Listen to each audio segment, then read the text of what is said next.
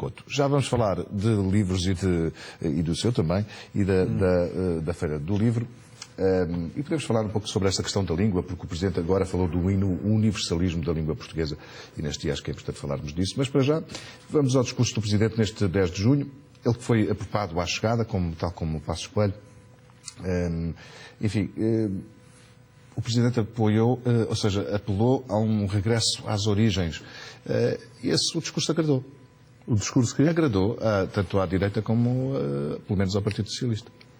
Sim, olha, eu não sabia que reação ia ter, estava a dizer lá fora, eu gostei do discurso. E gostei do discurso por várias razões. A primeira é porque estamos a precisar de ouvir coisas boas, mobilizadoras, que há coisas bem feitas em Portugal. Esta grande parte do discurso do Presidente sobre a agricultura vem na linha de umas declarações da Ministra da Agricultura, aqui há uns dias em que ela exaltou os progressos na área da agroindústria, também no setor agroalimentar, e o peso que tem no crescendo das exportações portuguesas. O facto do Presidente dizer isto e ter falado muito sobre isto, é evidente, tem uma componente que ninguém deixou de notar. Ele tem sido muito acusado, enquanto Primeiro-Ministro, de ter aceite as diretivas europeias no sentido de se abandonar os campos e as pescas. Algumas coisas tradicionais. Exatamente, e portanto basta dizer que há cerca de 30 anos, nessa altura em que aderimos à União Europeia, nós tínhamos cerca de 26% da população na agricultura. Hoje em dia temos cerca de 6, 7%. O que o Presidente disse foi que a agricultura se modernizou, em grande parte é verdade. Ligou-se mais à indústria, modernizou técnicas e, portanto, já não temos a agricultura do arado, com certeza, mais maquinaria, novas tecnologias, isso tudo é verdade. Eu acho que o Presidente se esqueceu de falar nas pescas, porque acho que nas pescas não se passa o mesmo. E, portanto, a agricultura é um caso de sucesso. Mas nas pescas, Portugal continua de costas viradas para o mar. E um dia... Bom, o Presidente já falou do mar várias vezes, mas mais como... Do mar fala, mas a nossa frota pesqueira não se modernizou. Sim, mas o Cavaco fala mais sobre o mar no sentido das riquezas que existem. Existem, sem dúvida. E também como autoestrada de transporte, não é? Sem dúvida. Eu conheço a matéria razoavelmente, dei aulas de Direito do Mar na faculdade, com o professor Marcos Guedes. Nós temos das maiores águas territoriais do mundo, temos a plataforma continental, que temos estado a lutar pelo seu crescendo também nas convenções das Nações Unidas. A questão é saber se vamos ter recursos para explorar, se vamos ter que nos associar a toda a Europa. Agora, voltando à agricultura, eu gostei de ouvir o Presidente, acho que o Presidente fez bem. Lembra-se de um discurso no 5 de outubro, que ele falou muito de educação. Sim. Foi um tema mais área, aquilo não era sucesso nem insucesso, era mais teoria. Ele enumerou casos verdadeiros. O investimento no Alqueva foram cerca de 1,8 mil milhões de euros. O aumento da superfície cultivável, para além da modernização das técnicas, da tecnologia, referiu uma verdade. A nossa propriedade ainda é muito fraccionada, ou seja, a questão da estrutura fundiária, nós precisamos de propriedades maiores para produzirmos em maior escala e sermos mais competitivos. Mas aquilo que o Presidente disse, ainda sábado, o Expresso Economia, passa a publicidade, trazia um interessante trabalho de gente jovem que foi aproveitar ali a irrigação feita pelo Alqueva e que está a fazer um mais variado tipo de culturas e também de criação de gado e que está a ter sucesso quer nas vendas cá, quer na exportação para fora. Por exemplo, no setor agroalimentar, as frutas, os legumes, as flores, a Ministra disse que se espera, o ano passado exportámos 920 milhões de euros, espera-se que este ano ultrapassemos os 1.000 milhões de euros. E, portanto, isto são bons sinais. Num clima do país em que só ouvimos falar de neuras e de coisas más e negativas, acho que... Para mim, a função do Presidente é esta, está a ver? Para dizer mal, repito sempre isto. Há oposição, para criticar, há oposição. Os Presidentes não têm só que dizer bem. Agora, no dia de Portugal, no dia de Camões, no dia das comunidades portuguesas, ir com um discurso de neura, de bota abaixo, divergir do Primeiro-Ministro, acho que não. Acho que o Presidente fez muito bem, eu gostei imenso de o ouvir, não é um grande orador, isso é outra questão. O conteúdo, eu acho que foi muitíssimo adequado e fez bem aos portugueses. Ainda sobre este discurso de Cavaco, ele sempre reafirmou que defende o otimismo, recordou, e aqui não resistiu, a recordar que os eixos da sua presidência são a magistratura ativa e a cooperação estratégica. Aí é que a porca torce o rabo, digamos assim, porque Acho que têm razão aqueles que criticam a diferença entre o tratamento de Cavaco Silva a José Sócrates e agora ao governo de Passos Coelho nesta fase. José Sócrates ouviu Cavaco Silva dizer aquilo, até deve ter dado saltos na cadeira, não é? A cooperação estratégica funcionou na primeira parte da governação de José Sócrates, depois, como sabemos, o caldo entornou e foi piorando até a final. E, de facto, o Presidente agora tem sido mais cooperante com este governo. Também se poderá dizer que a situação piorou muito e o governo precisa mais do Presidente. Mas a situação quase que o exige, digamos assim. Exige. Ouça, eu pensava há pouco, isto é como um banco emprestar dinheiro a uma empresa em que o Presidente do Conselho de Administração e o administrador delegado andam sempre à tareia. O banco às tantas diz, para vocês entendam, só nós não temos lá mais um gestão. Até do ponto de vista dos nossos credores. Então, o mundo, passa o termo, anda a emprestar dinheiro a Portugal e depois as pessoas lá de fora vêm Presidente e Primeiro-Ministro a divergir constantemente em público para além das diferenças que há com a oposição. Não faz sentido. Mas para mim não faz sentido nunca. Quer o país esteja a crescer, quer o país esteja em crise como está. E este propósito eu gostava de sublinhar, até porque é feriado, dizer para quem nos esteja a ouvir, o quarto mês consecutivo, os indicadores de confiança continuam a recuperar na OCDE. Ou seja, aliás, eles se vêm recuperando desde abril do ano passado, faz agora um ano. O que perspectivam, como tem acontecido, um segundo trimestre ainda a descer, mas lá para o fim do ano, todos os indicadores apontam para uma ligeira estabilização e início da recuperação económica. Eu continuo a acreditar nisso e estes indicadores divulgados ontem e hoje pela OCDE apontam nesse sentido. Vamos ter números importantes esta semana do mercado de trabalho nos Estados Unidos, da produção industrial na Europa, na zona euro. Números são indicadores importantes, mas há aqui uma persistência deste indicador da OCDE que eu acho que nos permite ter alguma esperança de inversão da situação para o final do ano. Isto liga-se com Passos Coelho e com os outros temas que deverá querer falar, com esta voltada política a pouco tempo da autárquica. Exatamente. Pedro Passos Coelho disse que vai recandidatar-se. Bom, a afirmação não é surpreendente por aí além, mas o que é surpreendente é que Passos Coelho já tinha dito, até com uma expressão pouco polida, que não queria saber de eleições. Esta mensagem é para fora ou para dentro do partido? Acho que é para os dois lados, mas é em boa medida para dentro. Acho que aqueles comentadores, como Marcelo Rebelo de Sousa, ou José Sócrates, que disseram isso, têm razão. Vamos lá ver, Passos Coelho tem manifestamente, não tem tido tempo, não tem podido, querido ou sabido tomar conta do PSD. Por isso pôs lá Jorge Moreira da Silva e as coisas não têm corrido fantasticamente. Dou um exemplo, começava a haver alguns conselhos com divisões, 2 listas da área do PSD que podem contribuir para a papel das câmaras e, portanto, Passos Coelho agora parece ter sentido isso. E há setores, quer dizer, estas movimentações dos dirigentes, normalmente, alguns chamam-lhe as elites do PSD, pessoas normalmente mais ligadas a Cavaco Silva, a Manuel Ferreira Leite, Pacheco Pereiras, que têm vindo a crescer no tom da contestação ao governo, com expressões mesmo muito radicais, a junção de notáveis do Porto, Valente Oliveira, Miguel Veiga e outros, à candidatura de Rui Moreira e, portanto, contra a candidatura do PSD. António Capucho em Cascais a apoiar a candidatura de Marco Almeida em Sintra, portanto, contra a candidatura do PSD. São um conjunto de sinais de agitação no interior do PSD que eu não lhe vou dizer que não tem reflexo nenhum nas bases. As bases não têm estes laivos que alguns barões têm, nem pouco mais ou menos. Estão muito mais com Passos Coelho do que estão alguns destes barões. Mas as pessoas sentem que há um certo abandono, um certo, como é que lhe ia dizer, um certo deixar de lado em relação ao PSD. Falta de atenção, falta de cuidado. E, portanto, acham que o PSD tem estado muito entregue ao destino, dê a governação o que der e logo se vê o que dão as eleições. Acha que pode até dizer-se mais, no sentido de o PSD, por vezes, parece querer que Passos Coelho chegue mesmo pessoalmente, ou seja, a figura de Passos Coelho chegue a um desgaste político de tal ordem. Grande? Sim, mas com o PSD demarcado no sentido de sobreviver a esse desgaste. Sim, mas acho que é muito difícil. É evidente que vamos ter o marco das autárquicas aqui pelo meio que vai ser decisivo a esse respeito. Ou seja, vamos fazer um bocadinho de especulação. Se chegarmos a 2000 ao ano de eleições, 2015, e tivermos Passos Coelho com sondagens muito más, aí o PSD pode tomar uma decisão de não o ter como candidato, não é? Não acha que algumas figuras pensam nesse cenário?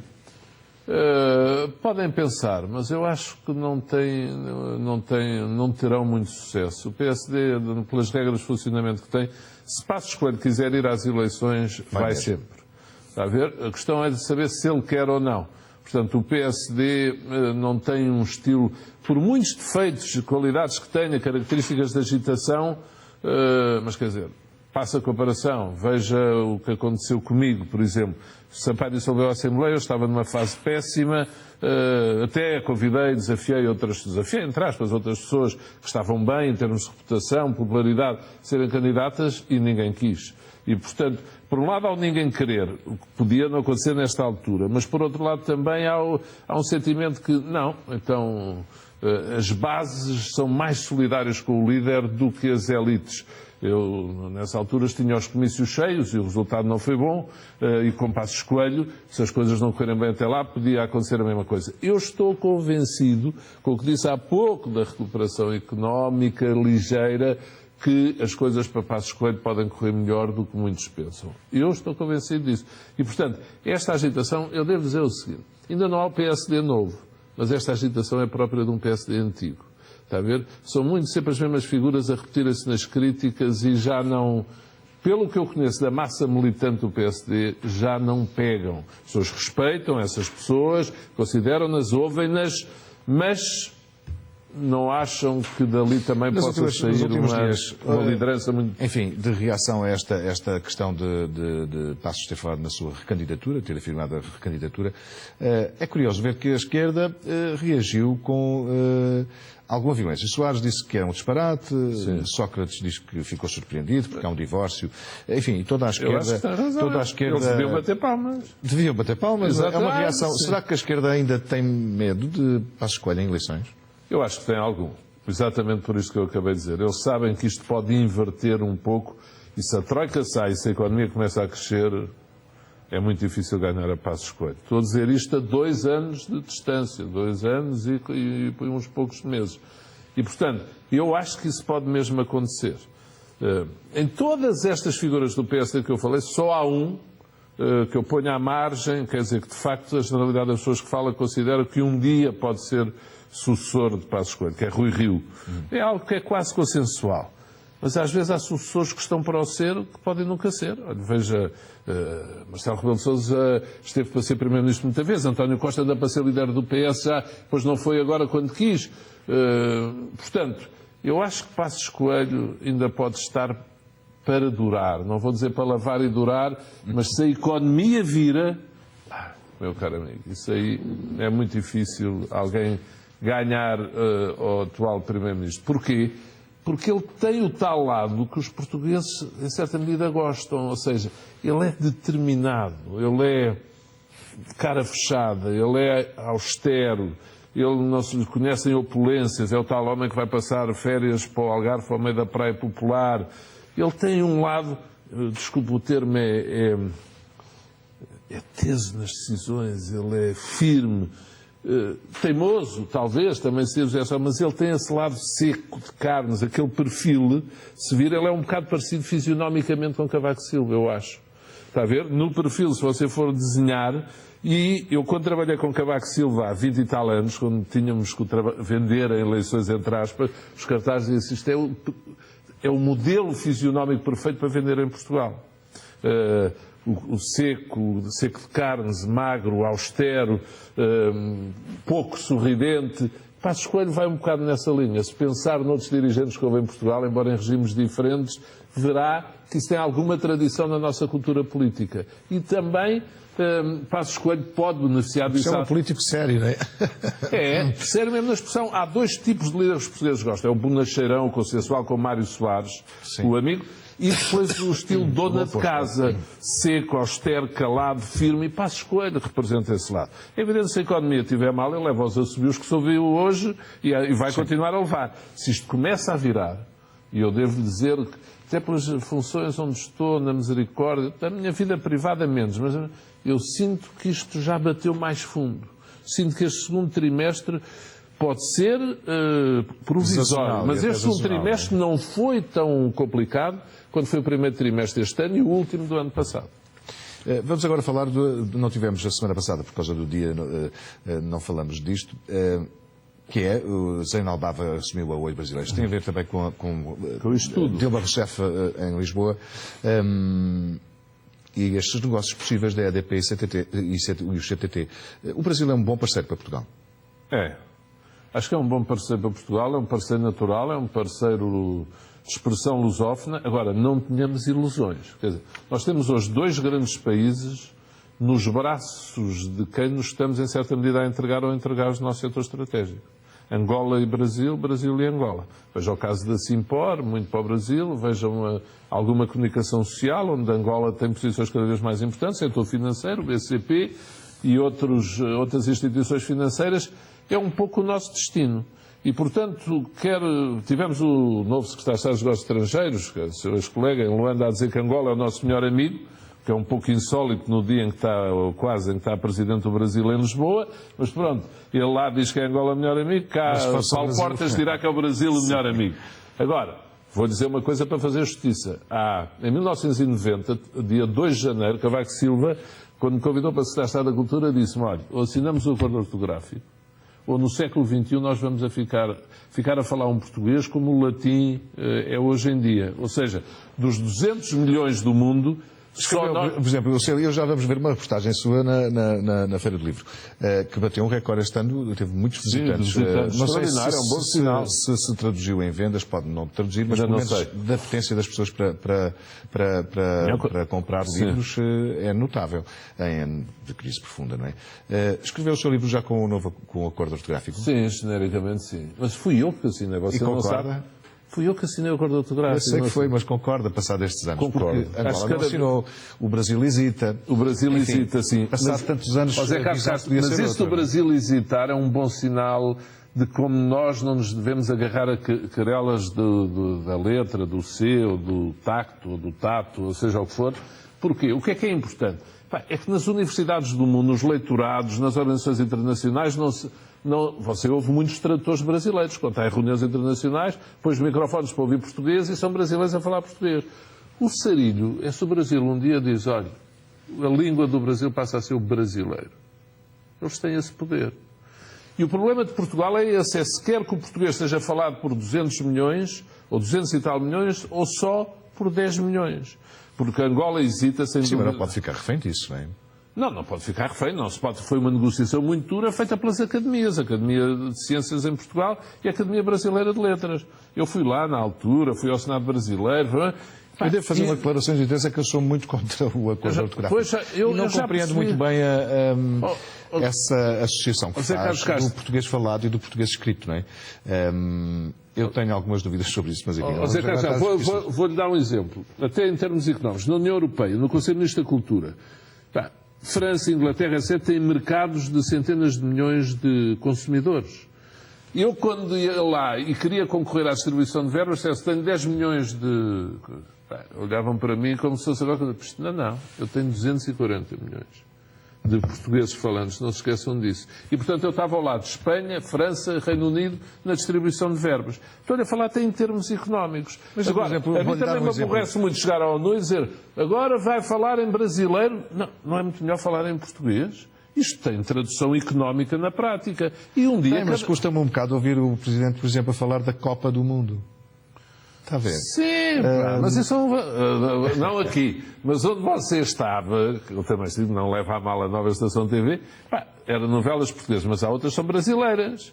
E, sim, portanto, mas há uma coisa curiosa. Agora, eu prefiro falar brasileiro e falar espanhol. Sim, mas quem fez mais força... do Brasil é falar espanhol. Isso é interessante, tem a ver com a nossa conversa. Quem fez, não sei se sabe disso, quem fez mais força e teve essa ideia de trazer as novelas para Portugal foi o professor Hermano Saraiva, sabia? Não. Porque ele estava no Brasil e não conseguia falar com os jardineiros. E então achou... Sim, ele disse-me numa entrevista que eu lhe fiz, sim, e disse que achou que Brasil, à distância que estava de costas voltadas com Portugal a esse nível, se continuasse, que realmente em 100 anos não se falava-se línguas diferentes. E então, diferentes. O intercâmbio de Portugal seria pelas novelas. Claro que a ideia dele era nós fazermos novelas para passar no Brasil e passar isso. Só aconteceu. Mas temos lá alguns atores. Temos lá alguns atores, agora, sim, mas tem que falar... Você convence-se de uma coisa, as elites culturais brasileiras, muitas, são muito pouco simpáticas com Portugal. Eu assumo a responsabilidade de estar a dizer isto aqui. Não é no povo, nós temos mais resistências. Há muitas elites que querem isto, ou seja, que seja um brasileiro e não um português. Isto de Dilma Rousseff falar na lusofonia é muito bom. Agora, a eles custa-lhes um bocado falar no... Agora estão mais descontraídos. Aqui há 20 anos não falavam no português da mesma maneira. Olha, Lula da Silva deu um bom avanço nessa matéria. E, portanto, esta é uma opção estratégica. O meu nome escrevia-se com Apóstolo Santana e 2 N's, farmácia com PH. Acha que a língua morreu? Mas é diferente. Acha que a língua morreu? Não. Isto é uma discussão sem fim. Nós temos que pensar qual é o interesse nacional. Não é o que é que agrada a si ou a mim, está a ver? Não, mas o português escrito é uma coisa. Não digo que seja dogmático porque evolui, mas... O falado? O falado é livre. Coisas que eu não compreendo. E eu suponho que até nesta fase ainda dará alguma confusão a muita gente. Muita gente, porque que sim. há muitas questões que estão ainda... Enfim, também podem ser limadas posteriormente, direi eu. Vamos ver a reportagem onde esteve na Feira do Livro, sim, com o seu livro. A Feira do Livro que este ano foi um sucesso com mais de 500 mil visitantes. Vamos ver. A Feira do Livro foi o palco escolhido para uma ação de autógrafos de um dos comentadores mais ouvidos e respeitados de Portugal, Pedro Santana Lopes.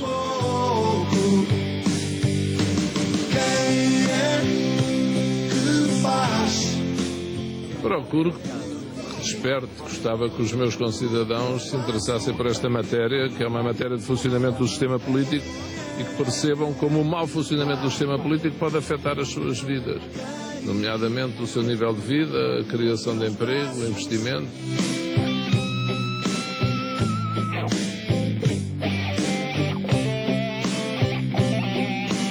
O nosso sistema de governo tem 2 eleitos, professores universal e direto, Presidente e Primeiro-Ministro, e um Presidente com poderes consideráveis. Mas não está clarificado. Em França é o Presidente que governa. Noutros sistemas iguais ao nosso, o Presidente é uma figura consensual, não veta, não dissolve, não faz nada disso. E o que eu proponho é que se clarifique. Se for o Presidente para governar, então ele que presida o Conselho de Ministros. Se não for, então que se limite o poder de dissolução e o poder de demissão do Governo, são ameaças constantes sobre a cabeça dos Primeiros-Ministros. Atenção, e eu já escrevia isto antes de 2004, antes do que aconteceu em 2004, 2005.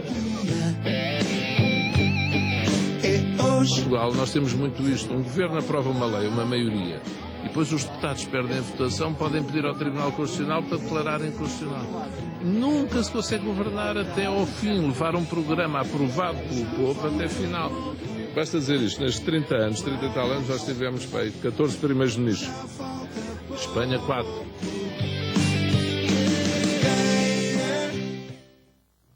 Impressionante. Santana Lopes, muita gente na Feira do Livro. Muita gente. Tem explicação para isso? Olha, não é regressa às origens, mas é a procura das raízes. Talvez as pessoas precisam, não estão desorientadas, precisam de ir encontrar algo com que se identifiquem do ponto de vista cultural, ir ler um livro com que se sintam bem. Às vezes, se calhar, livros, até olhar para livros que lembrem a infância, pegar neles, dar aos filhos a ler. Eu acho que as pessoas querem sentir referências, querem dizer, não, esta é a minha comunidade, o mundo está todo louco, ou quase louco, é o que muita gente pensa muita vez, mas isto aqui continua igual. A Feira do Livro é uma... E por isso tenho pena, tenha acabado no Porto. Melhores preços, e por isso talvez isso explique... Sim, mas noutros anos também... Sim, agora há crise, mas quer dizer, eu acho que isto não é um sinal fortuito. Isto é um sinal de... como é que eu ia dizer? De ligação, de querer regar a flor da ligação à identidade nacional. E eu estou perfeitamente convencido disso. Senão as pessoas iam para umas lojas, conhecemos aí bem, para uns headphones nos ouvidos, ouvir música, ver filmes, ver não sei. Não. Eu estive lá num domingo, está bem, estava sol, completamente cheio, mas vi as imagens deste dia da Feira do Livro a abarrotar. E, portanto, acho que é muito bom sinal, e é sinal de esperança para a atividade editorial, para a cultura portuguesa, e eu sublinho, volto a dizer, o Presidente da República teve razão também nisso. A importância do património cultural, das raízes culturais, principalmente numa altura de crise como esta, é cada vez maior. Deve-se fazer o contrário. Em vez de dar menos dinheiro à cultura, é dar mais dinheiro à cultura. Porque é muito pouco no todo o bolo nacional do orçamento e é muito importante para manter a chama viva e para manter essas tais raízes de identidade bem ligadas às pessoas.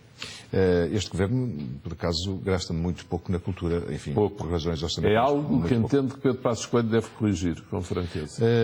Hoje Cavaco falou, não só ouvimos, estivemos aqui os dois a ouvir o discurso, enfim, mais curto da entrega do prémio a Mia Couto, que recebeu o prémio Camões. Sim, ele esteve em Elvas, foi aqui ao prémio Camões e amanhã vai estar no Parlamento Europeu, penso eu. Sim. Cavaco falou de universalismo da língua portuguesa e já antes tinha dito que, numa mensagem para, enfim, dirigida a Dilma Rousseff, que Portugal era o amigo do Brasil na Europa. Será que vai haver alguma aproximação? Sempre se falou isso durante muito tempo, mas o Brasil nunca mostrou assim tanto interesse em ter este amigo português. Não. Mostrou menos interesse na área da cultura, no amigo português, exceto no caso das novelas, do que mostra na parte económica. Aqui sim. Eu acho que, nomeadamente com a TAP, a EDP também, já foi com a Simpor, pode haver vários casos em que o Brasil sinta que Portugal é seu amigo na Europa, de facto. Porque aí permite ao Brasil tomar posições importantes no seio da economia europeia, com ligações ao Brasil, à área das comunicações, o que aconteceu agora com o Zeinal Albava, como referiu, e, portanto, Dilma Rousseff, que tem estado muito pouco atenta às relações com Portugal em atos, ela praticamente até as cimeiras têm sido um pouco adiadas entre os dois governos, e ela agora, na altura certa, na altura exata, ela, informações que tenho, a vários níveis, ela hesitou muito, mas tem estudado os dossiês das privatizações portuguesas. Eu sei que ela os tem estudado, como é sua obrigação, e conheço pessoas que lhe forneceram, municiaram, ou conhece quem municiou, com dados muito objetivos, e ela chama a si esses dossiês mesmo, e está, neste momento, tomou decisão. Ela quer estar cá. Há notícias não do outro interessado colombiano brasileiro, que tem um nome parecido com o do presidente do Chelsea, é a Forma Obrovich, mas de outro brasileiro, que tem uma companhia Jet Azul, que estão em negociações. Segundo se diz, o Brasil vai estar presente aí. Vai estar presente nas comunicações, com a OIPT, já está. Pode estar presente na EDP. Tinha perdido a corrida para os chineses, mas pode reaparecer o Brasil. Está presente na Simpor. E estar presente na TAP e ligar a TAP. Eu acho que, de facto, a TAP é estratégica para o Brasil. E lembremos, a TAP, de facto, é dirigida por um brasileiro há 15 anos, Fernando Pinto, que eu próprio mantive enquanto Primeiro-Ministro do Governo. E que tem gerido governo. com algum sucesso, umas vezes mais, outras vezes menos, mas tem conseguido... Sem dúvida nenhuma, é um caso de durabilidade da liderança absolutamente impressionante. É um gestor que, naturalmente, foi ficando. Foi ficando e cruzou com vários governos, e não é por acaso. Com as políticas diferentes. Não é Isso nunca acontece por acaso. Agora, que interesse poderá ter o Brasil nestas privatizações? A EDP e CTT é público, que é interessante para alguns grupos brasileiros. Não se esqueça que a EDP está no Brasil também. A EDP tem muitos ativos no Brasil. Mas eu digo, e a EDP é uma companhia mundial, aliás, presença mundial. Nos Estados Unidos, tudo, assim. As eólicas, as energias eólicas na Europa Oriental. E algum know-how a esse nível de energias verdes, um know-how muito interessante da EDP. Mas o Brasil pode querer criar uma imagem diferente na Europa, através de Portugal, entrando na Europa de uma forma diferente? Pode aumentar a sua associação à Europa, toda ela. E aí Portugal, de facto, pode ser um hub, uma plataforma importante para os desígnios brasileiros. Aqui há algum tempo, era presidente Lula da Silva, em termos de política externa, ele foi sozinho ao Irão sem concertar com a Europa. A Europa luta a diplomacia europeia, se quiser, por concertar mais posições com o Brasil e vice-versa. Neste mundo que já não é bipolar, Estados Unidos e União Soviética, é multipolar, para a Europa o Brasil é um aliado natural. Até depois a América Latina, tudo ali à volta, a Europa tem Portugal, tem Espanha, com influência grande na América Latina, e aqui o nosso peso relativo, em termos políticos, pode crescer. É por isso que eu acho esta ligação ao Brasil, de facto, muitíssimo importante, como é a Angola, como é a importância que está a ter Moçambique, por onde cada vez há caminho de mais empresas portuguesas, e, portanto, fora os países mais pequenos, Cabo Verde, São Tomé, Guiné é outro caso, a Guiné-Bissau. Agora, é muito importante, acho que nos devemos importar com isso. Se não for, há outros interessados na TAP. Eu acho que é do interesse de Portugal. Portugal não tem nada a perder em que sejam empresas brasileiras. Mesmo a Simpor, por exemplo, que é um caso que as pessoas acham que foi uma privatização exagerada, em que alguns dizem, o centro de decisão passou para fora. Ainda este fim de semana também foi um bom trabalho. Não passou para fora dessa maneira. E Nós temos que olhar para estes grandes ativos e quando não ficam em mãos portuguesas, não nos importarmos, nem pouco mais ou menos, que fiquem em mãos lusófonas. Devemos importar é que, por exemplo, com casos como o da siderurgia nacional, que há notícias, pode ir para a Espanha. Espanha também é aliado hoje em dia, não é inimigo. Mas é mais importante a comunidade lusófona do que a comunidade ibérica, em minha opinião. Obrigado por ter vindo, Pedro Santana Lopes. Obrigado também. Segunda-feira. Para a semana. Boa noite. Fecha este CM Jornal. Daqui a pouco, as novidades do mercado do futebol. Logo a seguir.